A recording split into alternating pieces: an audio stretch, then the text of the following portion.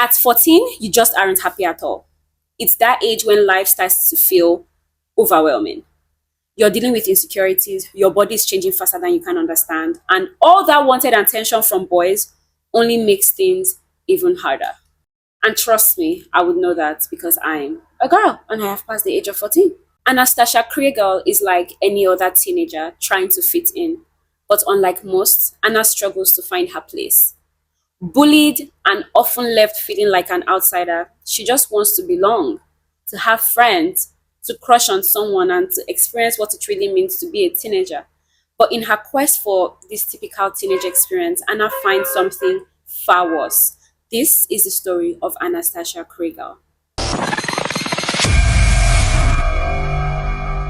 Hi guys, welcome to True Crime Comment Quest, where we delve into the mysteries of true crime cases that you've requested not just on my channel, but other true crime YouTubers' comments as well. This case is gotten from Bella Fiori's comment section by the name Riley2679 saying, "Can you do the Anna Kriegel case? It's an Irish case that doesn't get a lot of recognition." And I would help you, Riley, to dive right in. By the way, you guys, I don't know if I said this in my last video, but I got a new camera because my last cleaner or maid stole my camera. And even though I fired her, like, she obviously has gotten a lot of money from probably selling that camera right now. And I'm so pissed off. But I got a gift from my friend and I got a new camera. So, and it's even a better version. And I am going to protect that camera with my life. So hopefully, I hope the lens fits my teleprompter so that I'll be able to record new content, like better quality content for you guys. And I might have problems with the audio. I don't know how to do the audio because with my phone now that I'm using like this, like, and I've been loving it. But I could use the camera to probably take pictures or something. I don't know. I'll just look for a way to make better quality content and get the audio. So let's dive right in. Anastasia Kriegel, or Anna as everyone called her, was born on the 18th of February 2004 in Novokutnetsk, Siberia. Life doesn't start easy for Anna. She's left at an orphanage right after she's born. But at age 2, a lovely couple, Patrick, French origin, and Geraldine Kriegel, Irish, adopt her. In 2006, they bring her to Lucan, a suburb of Dublin, where they make sure she stays connected to her Russian heritage, keeping her birth name Anastasia, though everyone calls her Anna. Now, growing up, Anna has a pretty good start.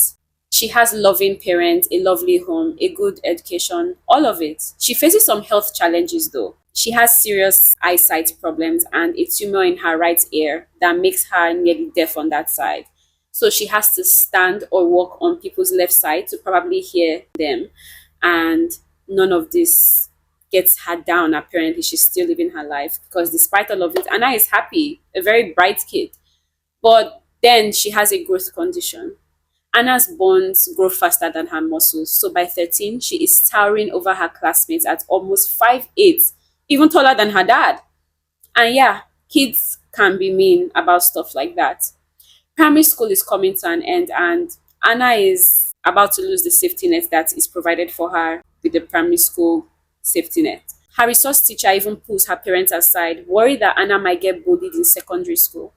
She is innocent and sweet that the teacher fears other kids might take advantage of her along the line.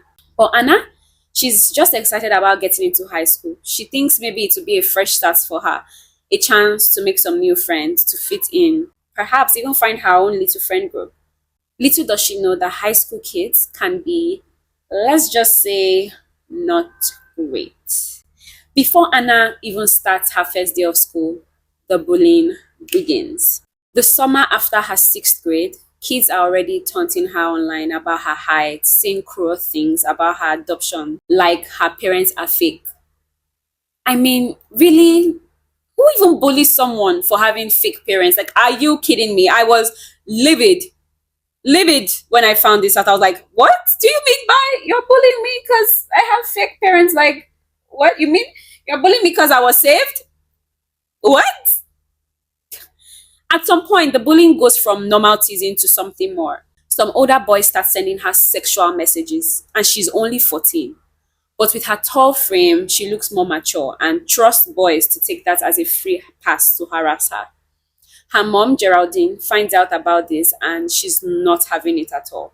She immediately reports it to the school, showing them screenshots of the messages as evidences. But instead of the bullying stopping, it only gets worse. Anna is being targeted daily now. You know how it is, especially you guys that have probably gone through high school. Once someone is labeled weird, it's like a free pass for everyone to pile on. Even kids who might not even have been rated good themselves would shit on the person.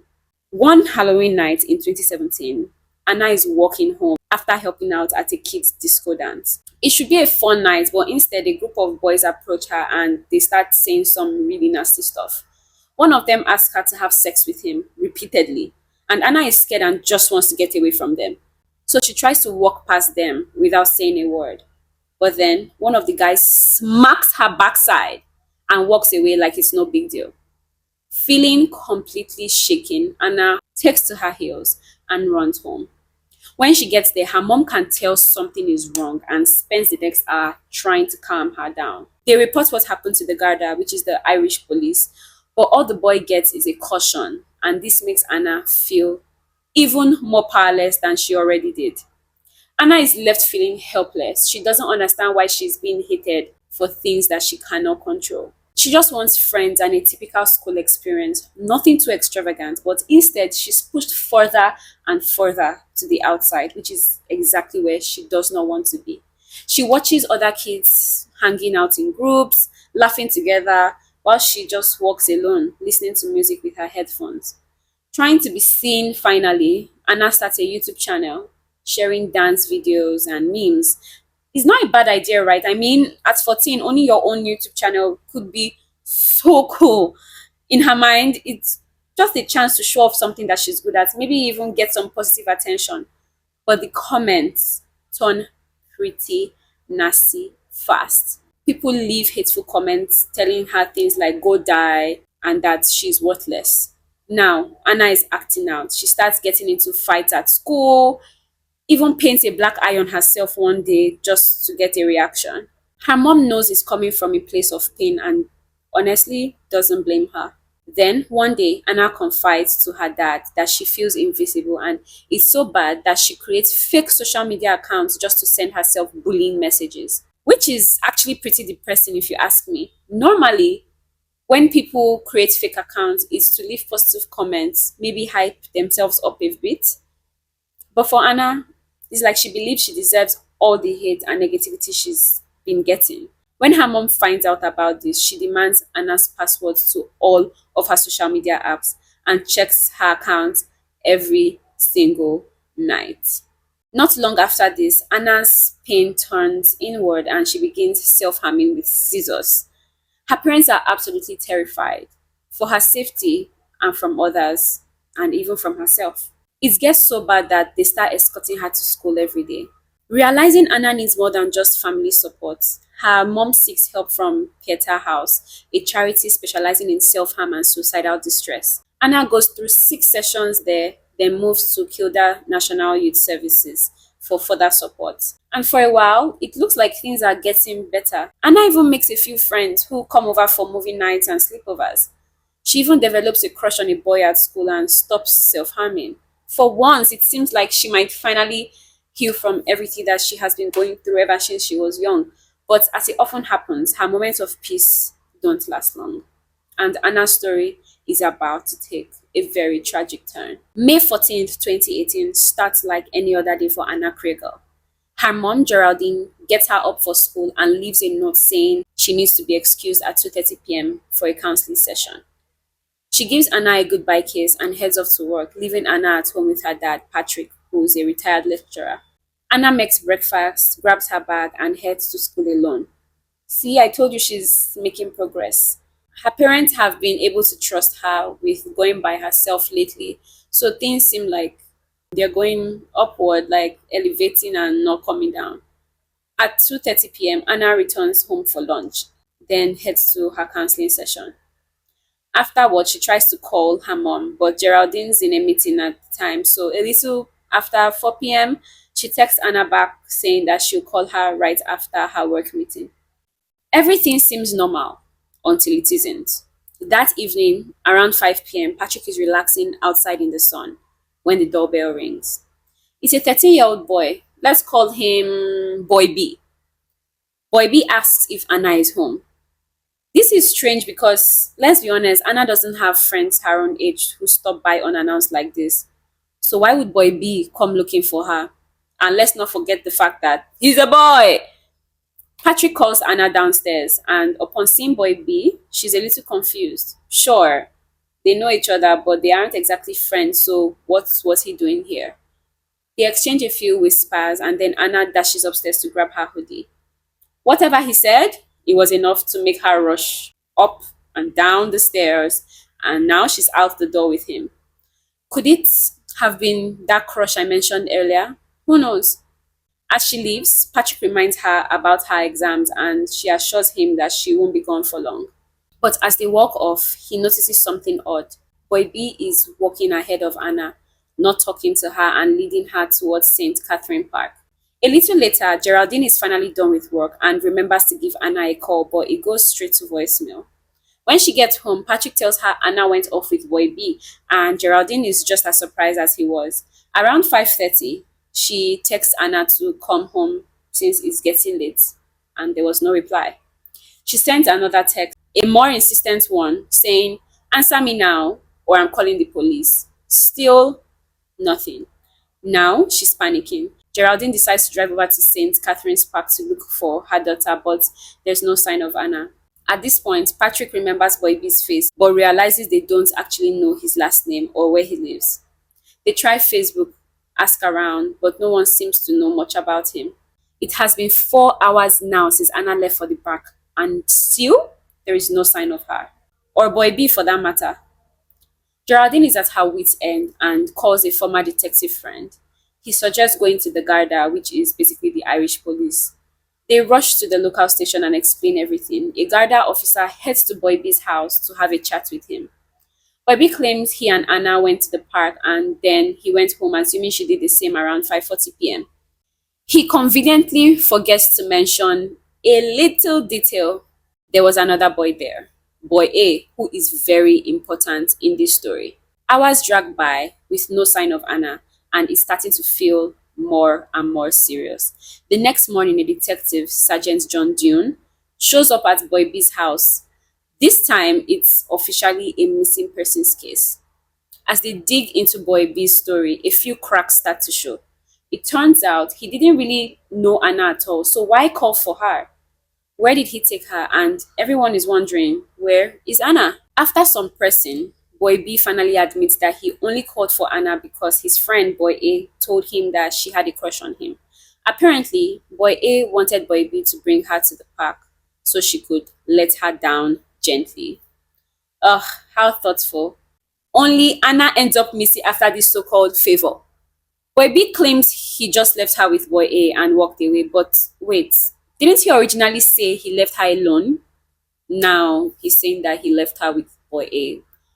Can your stories please add up, because it's not making sense with us over here? Like it's not connecting.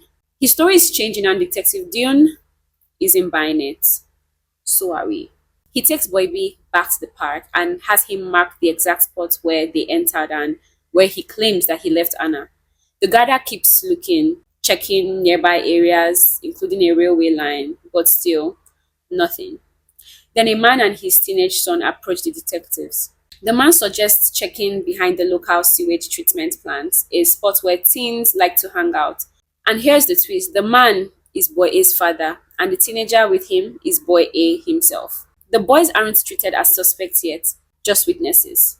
But they are the last known people to see Anna, so they would have to explain where Anna exactly left home for or from. But something is off. On Tuesday afternoon, the Garda decides to take the boys to the park together to go over the details again. But something is off. This time, Boy B leads them on a different route than he showed before. They come to a stop near the BMX track, and the two boys exchanged a look, a quick, secretive glance. Is the first solid hint that the Garda knew that these two were hiding something. At this point, Sergeant Dune knows it's time to take formal statements and clarify their movements. Both boys are brought to the Garda station along with their parents, and then the investigation continued. Now it's time for boy A to give his story. He claims that on the night Anna disappeared, he was just at home doing chores. Suddenly, boy B, one of his best friends, calls him up.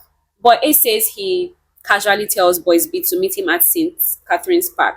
But when he gets there, he's surprised to see Anna tagging along. He describes her as just a girl he knew from school, not exactly close or anything. Then, according to boy A, Anna just comes right out with it and goes, I have something to ask you. Would you like to go out with me? Like, boom, no build up, just straight to it. But A claims he was caught off guard, saying, I kind of knew she liked me, but she's kind of asked me out before. All right, guess we finally know who Anna's crush is, and that is boy A. And we were right. Anna rushing off with boy B did have something to do with her crush. But boy A, being the gentleman, says he didn't feel the same way.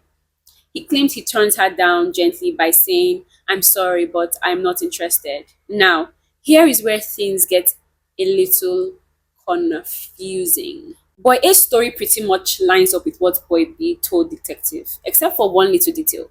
Boy B had said that Boy A specifically asked him to go to Anna's house, bringing her to the park so he could turn her down in person. But Boy A, he's saying he didn't even know Boy B had gone to her house and was actually surprised to see her there. This little inconsistency is starting to raise some serious red flags about Boy B's real motive for bringing Anna to the park. Boy A then claims that after he turned her down, Anna just walked away without a word. Boy B supposedly left too, and Boy A says he also just walked home alone. But here is where Boy A's story takes a wild turn. He claims that he was attacked by two random guys who just came out of nowhere kicking and punching him. But don't worry, he fights back, even claiming he kicked one in the head. I'm so sorry. This is not funny, but like, gosh, the lies are just crazy. Now, detective noticed he does have some injuries, cuts on his face, a hurt arm and leg. So they play along and assign officers to investigate his assault. But A is taken to the Garda headquarters where he even helps compile a sketch of his attackers. But here's the thing, no one else saw the supposed attackers, no CCTV footage picks them up, and not a single witness steps forward. Fast forward to Thursday morning, May 17th, 2018. Anna has been missing for 3 days, and everyone's worst fear are starting to creep in. That morning, a search team heads to Glenwood House, an abandoned 19th century farmhouse near St. Catherine's Park. A detective and a guarder enter one of the rooms at first, and they think they see a mannequin on the floor, but then reality hits. It's Anna. She's lying there naked, only wearing her black socks with blue tape around her neck. Her fingers are tangled in the tape like she was trying to pull it off. Her clothes and pieces of her phone are scattered around, along with bloodstains and sticks and bricks. Her broken false nails are everywhere, a sign that she fought hard. Bloodstains are on the walls and on the carpet, all from many wounds on Anna's body.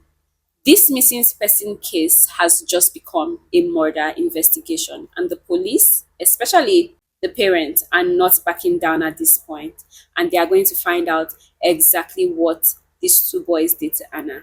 The call every parent dreads goes out, and Geraldine and Patrick Kriegel are asking to come down to the morgue to identify Anna's body. Professor Mary Cassidy, the state pathologist, performs the autopsy. It is so extensive, it takes her 40 minutes to explain in court. Anna's cause of death, blunt force trauma to the head and neck, and also signs of neck compression.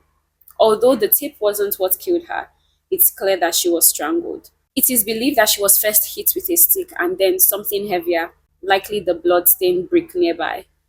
And in horrifying detail, she's dragged towards a window where it was believed that she was sexually assaulted.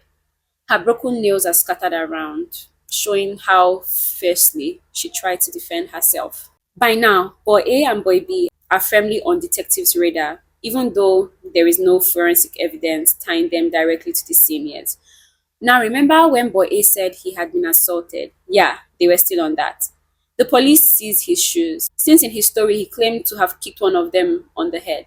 There will certainly be some blood on them, which could be used to identify his attacker. But when the blood on Boy A's shoes is tested, the results are a bombshell.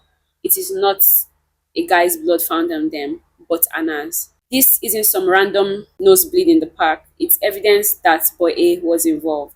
And then comes the final nail in the coffin. A semen sample found on Anna's clothing links boy A conclusively to the crime. Investigators also discovered that boy A had searched abandoned places in Lucan on his phone months before Anna's murder. 6 days after her body is discovered, detectives informed both boys' parents that their sons will be arrested. On the 23rd of May 2018, Boy A was brought to a Gada station with his father by his side. Detectives sit him down and start with a simple question. Do you understand the difference between right and wrong? Boy A replies, yes, and even giving scenarios of right and wrong. The detectives kick things off light with Boy A, keeping it casual at first, maybe, to help him relax. But by the second session, they are all in business. They hit him with some CCTV footage showing two people strolling through St. Catherine's Park on the day Anna disappears. Boy A tries to claim these are his attackers, but the detective casually points out, actually, that's Boy B and Anna. Boom. And they drop the real bomb. They tell Boy A that after the test, Anna's blood was found on his boots. Boy A tries to play it cool, but all he manages is a stunned, are you joking with me? The detectives firmly replied that they are in fact not joking with him. But A clearly rattled, asks to go outside for some air, and when he comes back, he's done answering questions. He's sticking to his story that he was never in the room where Anna was found. But the detective presses on, laying it out plainly. Anna's blood is on your boot. You're sure you weren't in that room? But A fires back with like a sharp, no, I wasn't in the room. But that leaves one obvious question hanging in the air. If you weren't in that room, then where did the blood come from? Boy A is speechless. Meanwhile, over at another station 5 miles away, Boy B is also being grilled. He repeats his story. He just brought Anna to the park for Boy A and then headed home for his homework. Detectives aren't convinced, especially since CCTV footage shows some interesting timeline gaps. That night, Boy B and his mom are allowed to stay in an office at the station because Irish law says kids cannot sleep in jail. And that night, whatever conversation he has with his mom clearly makes an impact because the next morning, Boy B is ready to talk. What I told you yesterday was a lie, he admits. Here comes the updated version. Boy B now says he and Anna met Boy A at the BMX track in St. Catherine's Park, the same spot detectives saw the two boys exchange glances. But Boy B claimed he didn't actually go into Glenwood House. The detective pushed back, reminding him a witness saw him there. Then he quickly changes his tune, admitting he was inside just to look around. Then the detectives are exhausted, obviously, because they just lied that someone admitted to seeing him there. So then he now said that, oh yeah, I was there, but I was just looking around. But the detectives are exhausted, like they just aren't buying it because now you claim that you were just coming to say the truth and now we just caught you basically in another lie. They point out to him that his story keeps shifting to fit the evidence. At this point, Boy B asks for his mom to leave the room, but they remind him that legally she has to stay. Then he drops another bomb. He claims he saw Boy A dragging Anna towards Glenwood House and heard her scream, a muffled scream as if someone was covering her mouth. He said after hearing this, he freaked out and bolted, meaning he literally took to his heels. He ran away. Detectives are skeptical, but they keep pushing. Eventually, Boy B confesses that he did go inside and he saw Boy A attacking Anna. He says Boy A started choking her and tearing at her clothes, and that's when he ran. The detectives decide to confront Boy A with Boy B's story, but Boy A's only response, Boy B is lying. No alternative story or anything to prove that he's lying. Now, back at Boy A's house, detectives find what they can only describe as a murder kit in his backpack. Gloves, shin guards, knee pads, a snood, and the pierce the resistance, a homemade zombie mask. Apparently, it's something he made for a school project. Sure, we'll go with that. The gloves are a key find. Detectives suspect that they are the same ones Boy A wore at the park, which explains why they didn't find fingerprints at the crime scene. Digging deeper, they search Boy A's phone and find around 12,500 pornographic images, including some with violent and disturbing themes. One particular image was of a man choking a woman while another man watched. The detectives now know they are dealing with more than just troubled kids. Boy B, now in full confession mode, claims Boy A wore the zombie mask during the attack. And here's where it gets even worse. About a month before Anna's disappearance, Boy A allegedly asked Boy B if he'd help him kill someone. specifically naming Anna. At that time, Boy B says he thought it was just a messed up joke. Even on the day of Anna's disappearance, he claimed he didn't believe Boy A would actually have done anything serious. When detectives asked why he didn't try to stop it, Boy B admits that he froze. He says he regrets it, but yeah, it's not exactly coming across as the whole truth. The detective suspects Boy B purposely led Anna to that abandoned house, knowing fully well what Boy A had planned. The detectives, with advice from a specialist, decide to use Boy B's fifth interview to get Boy A talking. They print out a few key pages and read them to Boy A, hoping he might crack. But Boy A's response remains the same. Boy B is lying, that is all. For 14 and 15-year-old kids, I don't even know how old they are, but obviously under 18, for the authorities and the whole world and government to be able to be using Boy A and Boy B, they were obviously underage. They do have some guts, I must say, because what? Like, he was still not cracking. So by Thursday afternoon on the 25th of May, 10 days after Anna's murder, the Office of the Director of Public Prosecutions gives the green light to charge Boy A with murder. I mean, all the evidence points at him. They do it just before the 24-hour limit for questioning expires. Boy A, with his dad by his side, doesn't say a word. He's escorted to the children's court in Smithfield, Dublin, marking the first of what will be many court appearances. Usually, Gardai announces arrests in high-profile cases like this right away, but they make an exception this time. Why? Because they are still minors, and in Ireland, they don't deserve that kind of exposure yet. Also, they are worried about vigilante reactions about the boys' families. The trial kicks off on the 30th of April 2019 and it lasts 6 weeks. In the end, Boy A and Boy B go down in history as the youngest people in modern Ireland to be charged with murder. On June 18th, 2019, the verdict's in and it's guilty for both. Boy A receives a life sentence with a review after 12 years, plus another 12 years for aggravated sexual assault. Boy B is handed with 15 years with a review after 8 years. They are both taken to Oberstown's children's detention campus in Dublin. In the aftermath of this tragedy, Anna's family gathers to say goodbye. Her funeral took place on the 31st of May 2018 at Newlands Cross Cremestrum in Dublin.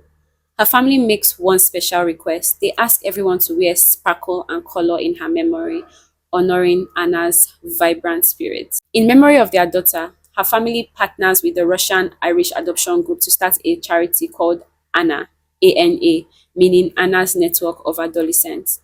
The organization's goal is to support other teens going through the struggle Anna faced, giving them the lifeline she so desperately needed.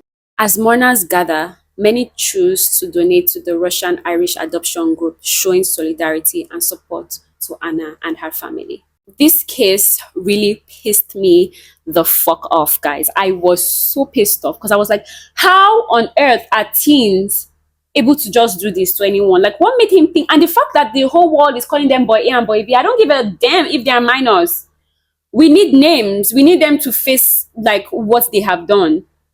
We need the world to know what the hell they have done, because this is actually not just any little thing. This is literally murder. Like, I cannot even believe that, like, if if Anna's dad did not even see Boy B, like, no one would probably have noticed or ever have known what had happened to Anna. They probably would have found Anna and probably been an unsolved case.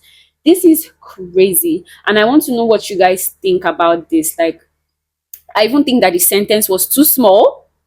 What do you mean 12 years and to be reviewed after 12 years? What? Like, at least they should be 50 before they come out. Literally 50. They should pay for what they have done.